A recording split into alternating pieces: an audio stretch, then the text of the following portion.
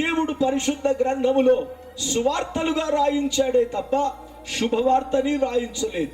ఈ రోజున లోకములో శుభవార్త, ఇల్లు కట్టుకుంటే ఒక శుభవార్త, పెళ్లి చేసుకుంటే ఒక శుభవార్త, ఇదిగో మా అమ్మాయికి పిల్లాడు పుట్టాడు మీకు ఒక శుభవార్త. శుభవార్తలు చాలా ఉన్నాయి ప్రియులరా, సువార్త మాత్రం ఒక్కటే ఉంది. శుభవార్త అనేది ఒక గుడ్ న్యూస్. అది ఏది నీకు కలిగిందో మంచి, దానిని శుభవార్తని పిలుస్తారు. మరి సువార్త అంటే ఏంటి? సువార్తను గాస్పెల్ అని పిలుస్తారు. గాస్పెల్ అనే మాటలో రెండు పదాలు ఉన్నాయి.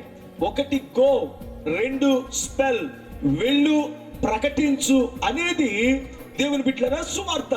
మరి సువార్తలో ఏం వెళ్ళి ఏం ప్రకటించాలి? సువార్త ప్రకటిస్తున్న సేవకులకు సువార్తలో ఉన్నటువంటి ఆధారం ఏంటి అని అడిగితే మూడు సంగతులు.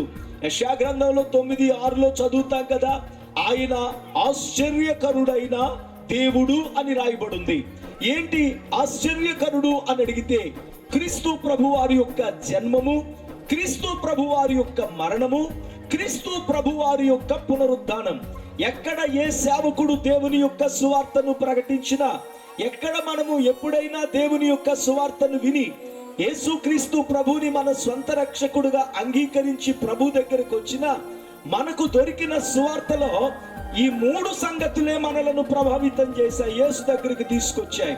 ఈ సర్వ ప్రపంచమంతటినీ కూడా యేసు దగ్గరికి తీసుకుని వచ్చినటువంటి ఈ సువార్తకున్నటువంటి బలం ఏంటని అడిగితే కనుక, ఈ సువార్తకు ఆధారభూతుడైన దేవుణ్ణి మనం ప్రకటించడానికి మనకున్నటువంటి బలం ఏంటని అడిగితే సువార్తకి యేసయ్య జననం, యేసయ్య మరణం, యేసయ్య పునరుద్ధానం.